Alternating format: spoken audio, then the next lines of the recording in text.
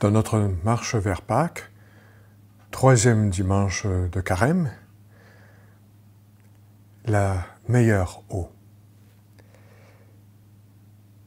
C'est dans l'Évangile selon saint Jean, au chapitre 4, la belle histoire de la Samaritaine.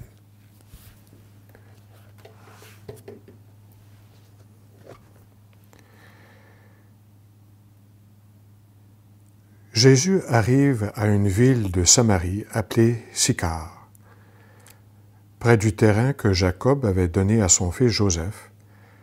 Là se trouvait le puits de Jacob. Jésus, fatigué par la route, s'était donc assis près de la source. C'était la 6e heure, environ midi. Arrive une femme de Samarie qui venait puiser de l'eau. Jésus lui dit « Donne-moi à boire. » En effet, ses disciples étaient partis à la ville pour acheter des provisions. La Samaritaine lui dit « Comment, toi, un Juif, tu me donnes à boire, à moi, une Samaritaine? » En effet, les Juifs ne fréquentent pas les Samaritains. Jésus lui répondit « Si tu savais le don de Dieu et qui est celui qui te dit « Donne-moi à boire », c'est toi qui lui aurais demandé et il t'aurait donné de l'eau vive. » Elle lui dit « Seigneur, tu n'as rien pour puiser et le puits est profond. D'où as-tu donc cette eau vive? Serais-tu plus grand que notre père Jacob qui nous a donné ce puits et qui en a bu lui-même avec ses fils et ses bêtes? » Jésus lui répondit « Quiconque boit de cette eau aura de nouveau soif. Mais celui qui boira de l'eau que moi je lui donnerai n'aura plus jamais soif. Et l'eau que je lui donnerai deviendra en lui une source d'eau jaillissante pour la vie éternelle. » La femme lui répondit « Seigneur, donne-moi de cette eau, que je n'ai plus soif et que je n'ai plus à venir ici pour puiser. » Jésus lui dit « Va, appelle ton mari et reviens. » La femme répliqua « Je n'ai pas de mari. » Jésus reprit « Tu as raison de dire que tu n'as pas de mari. Des maris, tu en as eu 5, et celui que tu as maintenant n'est pas ton mari. Là, tu dis vrai. » La femme lui dit « Seigneur, je vois que tu es un prophète. Eh bien, nos pères ont adoré sur la montagne qui est là, et vous, les Juifs, vous dites que le lieu où il faut adorer est à Jérusalem. » Jésus lui dit « Femme, crois-moi, l'heure vient où vous n'irez plus ni sur cette montagne ni à Jérusalem pour adorer le Père. Vous adorez ce que vous ne connaissez pas. Nous adorons ce que nous connaissons car le salut vient des Juifs. Mais l'heure vient, et c'est maintenant, où les vrais adorateurs adoreront le Père en esprit et vérité. Tels sont les adorateurs que recherche le Père. Dieu est esprit, et ceux qui l'adorent, c'est en esprit et vérité qu'ils doivent l'adorer. » La femme lui dit « Je sais qu'il vient, le Messie, celui qu'on appelle Christ. Quand il viendra, c'est lui qui nous fera connaître toutes choses. » Jésus lui dit « Je le suis, moi qui te parle. » À ce moment-là, ses disciples arrivèrent. Ils étaient surpris de le voir parler avec une femme. Pourtant, aucun ne lui dit « Que cherches-tu » ou bien « Pourquoi parles-tu avec elle ?» La femme, laissant là sa cruche, revint dans la ville et dit aux gens « Venez voir un homme qui m'a dit tout ce que j'ai fait. Ne serait-il pas le Christ ?» Ils sortirent de la ville et ils se dirigeaient vers lui. Entre-temps, les disciples l'appelaient « Rabbi, viens manger. » Mais il répondit « Pour moi, j'ai de quoi manger. J'ai cette nourriture que vous ne connaissez pas. » Les disciples se disaient entre eux « Quelqu'un lui aurait-il apporté à boire, à manger? » Jésus leur dit « Ma nourriture, c'est de faire la volonté de celui qui m'a envoyé et d'accomplir son œuvre. Ne dites-vous pas encore 4 mois et ce sera la moisson? Et moi, je vous dis, levez les yeux et regardez les champs déjà dorés pour la moisson. Dès maintenant, le moissonneur reçoit son salaire. Il récolte du fruit pour la vie éternelle, si bien que le semeur se réjouit en même temps que le moissonneur. Il est bien vrai, le dicton, l'un sème, l'autre moissonne. Je vous ai envoyé moissonner ce qui ne vous a coûté aucun effort. D'autres ont fait l'effort et vous en avez bénéficié. » Beaucoup de Samaritains de cette ville crurent en Jésus à cause de la parole de la femme qui rendait ce témoignage. « Il m'a dit tout ce que j'ai fait. » Lorsqu'ils arrivèrent auprès de lui, ils l'invitèrent à demeurer chez eux. Il y demeura 2 jours. Ils furent encore beaucoup plus nombreux à croire à cause de sa parole à lui, et ils disaient à la femme, « Ce n'est plus à cause de ce que tu nous as dit que nous croyons. Nous-mêmes, nous l'avons entendu, et nous savons que c'est vraiment lui, le Sauveur du monde. » Acclamons la parole de Dieu. Louange à toi, Seigneur Jésus.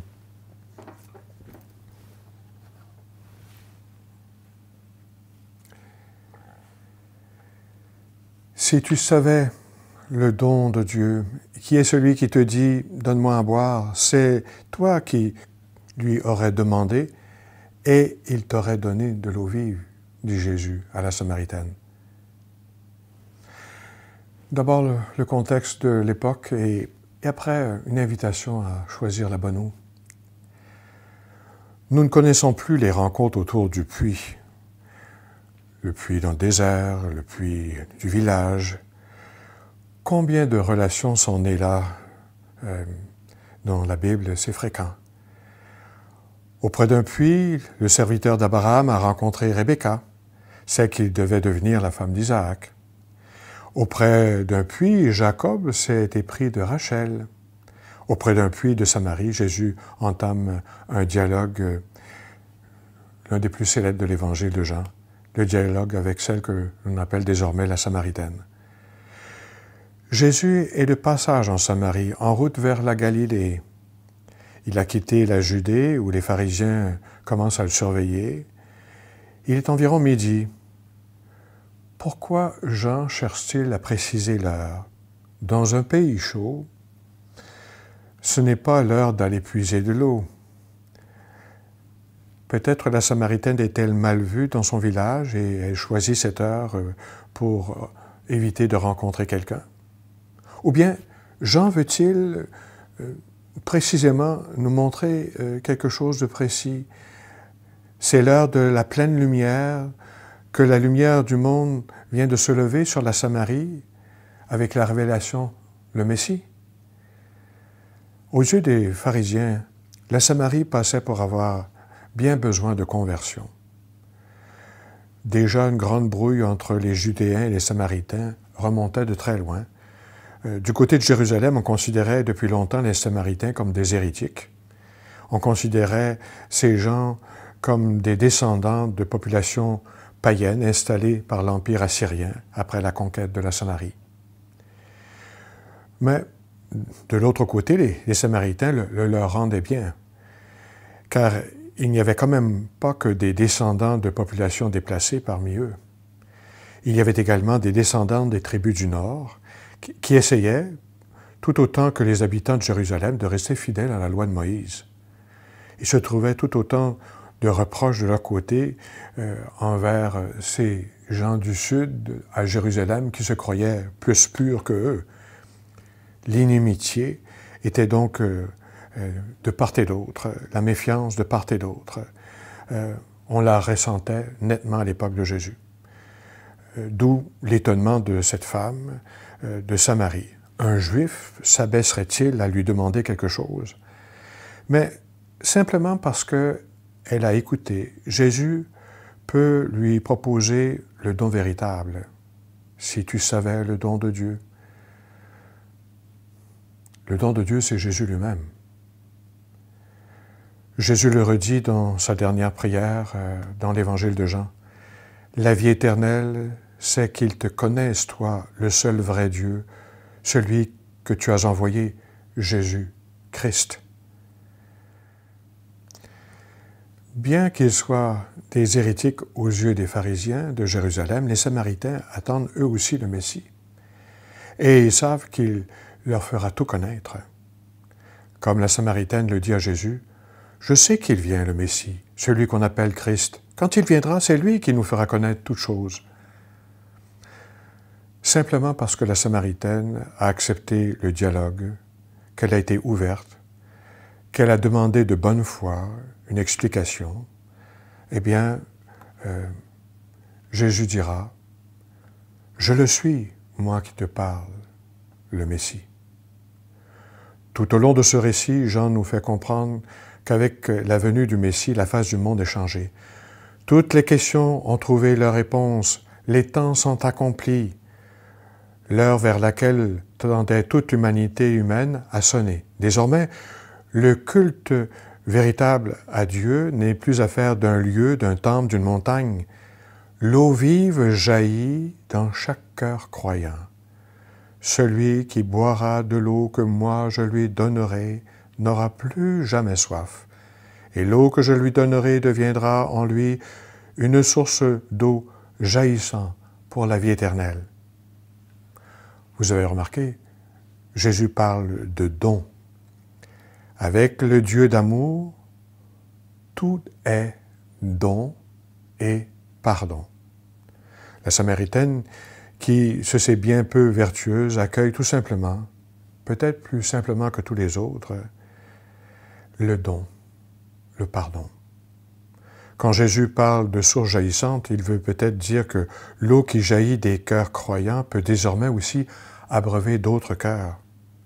En tout cas, c'est ce que vivra la Samaritaine, puisque aussitôt elle va à la ville et ramène ses concitoyens à Jésus.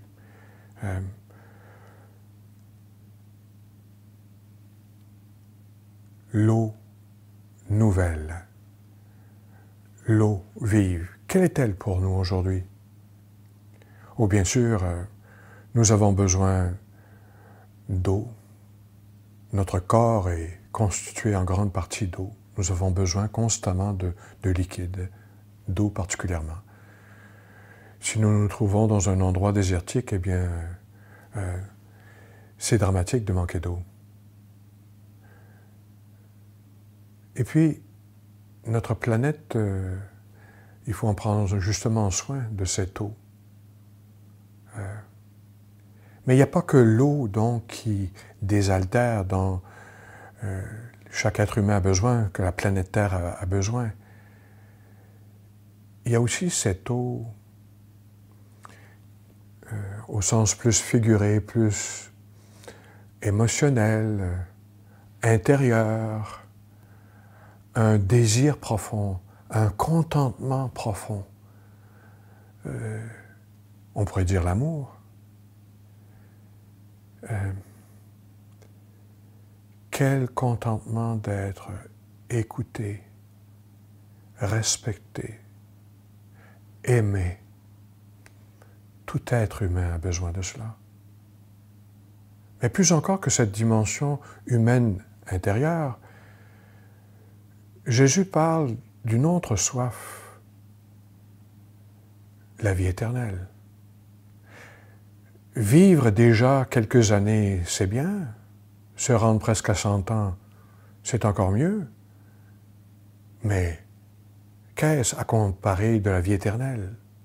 Dans les psaumes, on dit bien « Aux yeux du Seigneur, 1000 ans sont comme un jour. » Et nous sommes appelés à cette vie d'éternité, la gloire de Dieu. Connaître Dieu, c'est cela, entrer en éternité. Du haut de la croix, Jésus dira « J'ai soif ». On pourrait prendre ces paroles comme ceux qui étaient autour de lui puis ont donné un peu de vinaigre alors qu'il était à la veille de mourir. Mais Jésus aussi garde à l'esprit « J'ai soif de vie éternelle, de relation avec mon Père ». Nous sommes conviés, frères et sœurs, en ce 3e dimanche de Carême, à nous abreuver à la source vive, à Dieu même. Que diriez-vous d'être dans la source jaillissante de vie éternelle? Vous savez, cette vie que vous avez reçue au baptême, elle vous donne cet accès, elle vous inonde de grâce. Non seulement depuis le baptême sommes-nous habités par Dieu, nous sommes entourés par Dieu, plongés dans la Trinité. C'est ce que veut dire le baptême d'immersion.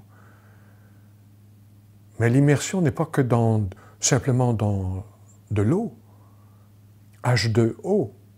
Non, nous sommes plongés dans la Trinité. Voilà. l'accès à la vie éternelle. Dans votre marche vers Pâques, laissez-vous donc combler par Dieu. Si tu savais le don de Dieu.